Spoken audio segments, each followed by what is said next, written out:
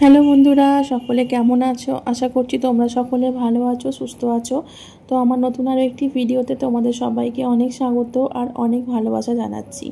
আর title আর thumbnail দেখে তো বুঝেই গেছো আজকের ভিডিওটা কী নিয়ে তোমাদের সঙ্গে করছি।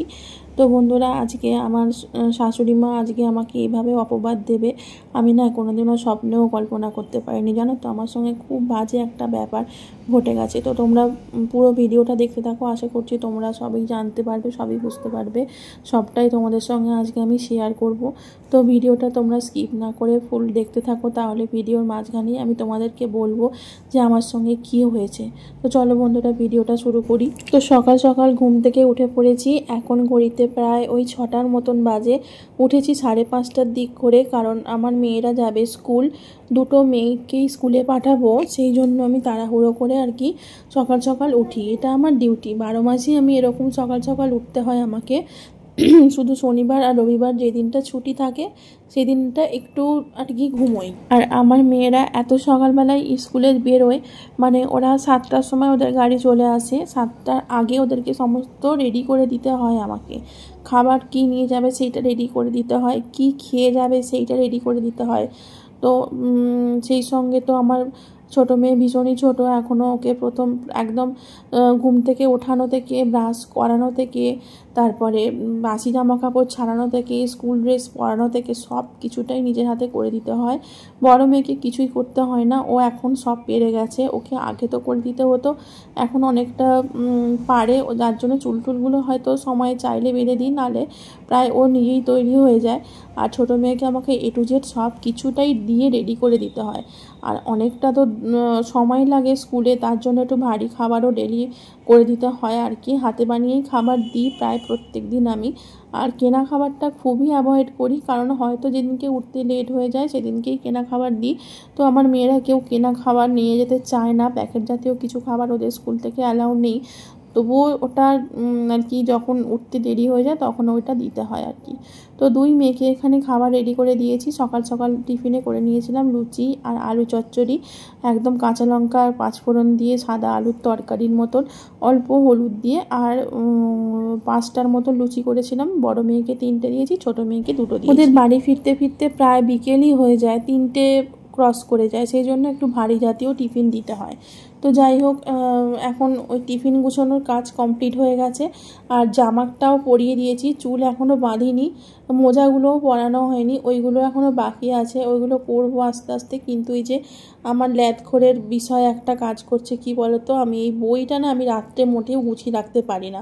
যদিও পরপর 1 সপ্তাহ গুছোই, তার পরের দিন হয়তো আমার এমন ভাল লাগে না যে বই রাত্রে গুছিয়ে রাখি। আসলে ও 10টার সময় টিউশন পড়া কমপ্লিট হয় ওর, তারপরে এসে ওকে খাওয়াতে খাওয়াতে ঘুম পাড়াতে পাড়াতে আমারই প্রায় 11:30 পৌনে 12টা বেজে যায়।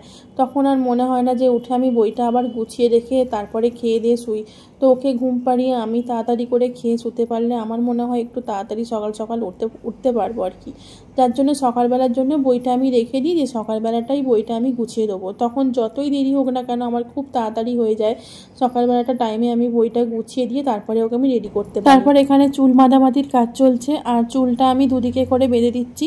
2টো ঝুঁটি দিয়ে চুলটা বেঁধে দিচ্ছি, 2টো গার্ডার দিয়ে। আর বড় মেয়ে এখানে রেডি হয়ে গিয়েছে, আর ছাতাও নিয়ে নিয়েছে, কারণ আকাশের ওয়েদার খুব খারাপ, মানে বৃষ্টি এক্ষুনি এলো বলে জাস্ট। তো যাই হোক, ওদের স্কুল থেকে ছাতা বা রেনকোট সবই নিয়ে যেতে বলে, আমি ছাতা দিয়ে দিই। ছোটো ছাতা ছোটো মেয়েকে দিই, আর বড় ছাতা বড় মেয়েকে দিই। তারপরে ওরা স্কুলে চলে যাওয়ার পর স্নান টান করে সোজা চলে এলাম রান্নাঘরে রান্না বসাতে। তো রান্নাঘরে রান্না বসাতে এসে আমার সঙ্গে যা হলো তোমাদেরকে আমি কি বলি। তো এমনই হলো আমার সঙ্গে যে আমি কেটে কেটে পুরো অস্থির হয়ে গেলাম। রান্না বসাবো কি তার আগেই চোখ মুখ পুরো জলে ভেসে গেল। তো কি হলো বলো তো, যে তোমাদেরকে বললাম না যে আমার শাশুড়ি মা এমন আমাকে বলবে আমি ভাবতেই পারিনি, যার জন্য আমি কেঁদে কেটে অস্থির করব। তো শাশুড়ি মা আমাকে কিছু বলেনি, আমি রান্নাঘরে সবজি কাটছিলাম, পেঁয়াজ কাটছিলাম।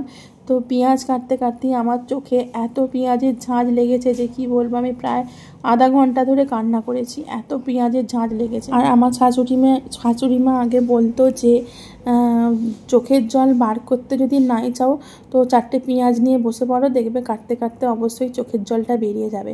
তাই পেঁয়াজ কাটতে কাটতে আজকে মনে হচ্ছিল যে আগে তো এই কথাগুলো খুব শুনেছি, তো এখন সত্যি এই কথাগুলো আমার ক্ষেত্রেও খুব লেগে যায়। পেঁয়াজ কাটতে কাটতে এমনই চোখে ঝাঁঝ লাগে যে মনে হয় আধ ঘন্টা আমি চোখ ধরে বসে থাকি। তারপরে এই পেঁয়াজগুলো এতটাই ঝাঁঝ যে কাটতে কাটতে না সত্যিই চোখে খুব লাগে। আর আমার ঘরেও যদি কেউ থাকে না তার কাছেও চোখের ঝাঁঝটা চলে যায়, উড়ে যায় আর কি, এত পেঁয়াজগুলোর ঝাঁঝ। তো যাই হোক, এই পেঁয়াজ কাটতে কাটতে আমার আমি কেটে কেটে ভাসি ফেললাম। তারপর যাই হোক, রান্নার জন্য আমি এখানে গ্যাসের কাছে চলে এসেছি। আজকে রান্না করব চিকেন। তো সেই জন্য দেখো ব্যবস্থা করে নিয়েছি, আলু, পেঁপে, আদা রসুন পেস্ট, তারপরে পেঁয়াজ কুচি, টমেটো বাটা, এগুলো সব কিছু নিয়ে একেবারে রান্নায় বসিয়ে দিলাম। তো এখন চিকেন আর ভাত হবে আজকে, আর কিছু রান্না হবে না, চিকেন আর ভাতটাই করব। আর আমাকে এখানে বলার মতন সত্যি কথা কেউই নেই, নিজের সংসার নিজের মতন থাকি। আমার সঙ্গে আমার শাশুড়ি মা থাকেও না যে আমাকে কিছু বলবে। তো যাই হোক, তোমাদের কাছে একটু মজা করে বললাম, আসলে আগেই কথাগুলো শুনেছি তো, তাই আজকে পেঁয়াজ কাটতে কাটতে আমার কথাগুলো মনে পড়ে গেল আর মজার ছলেই কথাগুলো বললাম। তো যাই হোক, এখানে পেঁয়াজগুলো লাল লাল করে ভেজে নিচ্ছি। আর চিকেনটা আজকে রান্না করছি একদম সাদামাটা করে, খুব ভালো করে চিকেনটা রান্নাও করতে পারিনি, জানি না কেন।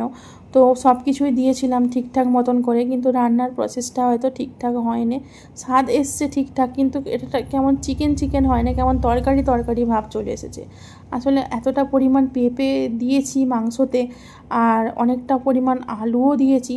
আর মাংস, পেঁপে, আলু সব একসঙ্গে কষতে নয়, পেঁপেগুলো সব গলে গিয়ে আর কি এটা কীরকম গ্রেভি মতন তরকারিটা, মাংসটা কীরকম গ্রেভি মতন হয়ে গেছে।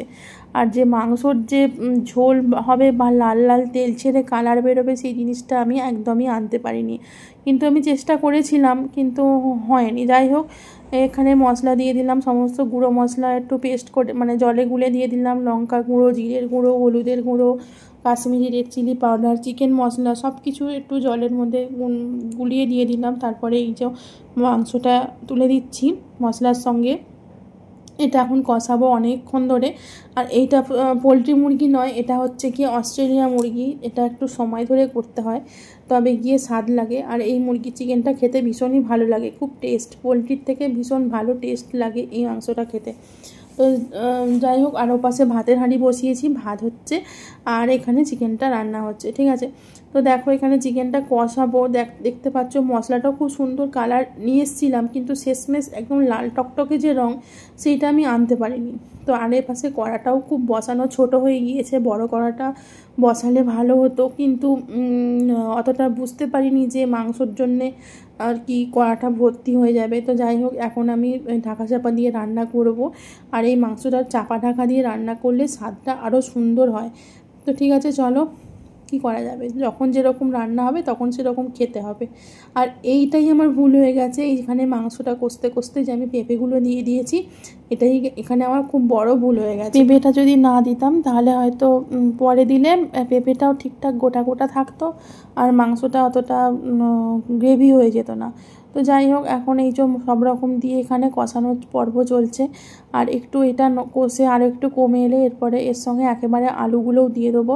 তো সব একসঙ্গে দিয়ে জায়গা ছোট হয়ে একদম জগা খিচুড়ি পাকিয়ে গেছে আর কি। তো যাই হোক, এই যে দেখতে পাচ্ছ এই রকম টাইপের শেষমেশ দেখতে হয়েছে। তো এতে খুব একটা জল দিতে পারিনি, হালকা জল দিয়েই রান্নাটা করলাম।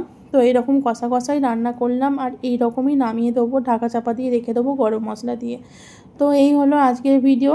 তো ভিডিও যদি ভালো লেগে থাকে অবশ্যই লাইক করো এবং কমেন্ট করে জানিও তোমাদের কেমন লাগলো। চলো বন্ধুরা, দেখা হচ্ছে পরবর্তী ভিডিওতে। তোমরা সকলে ভালো থেকো, সুস্থ থেকো। আজকের মতন সকলকে টাটা।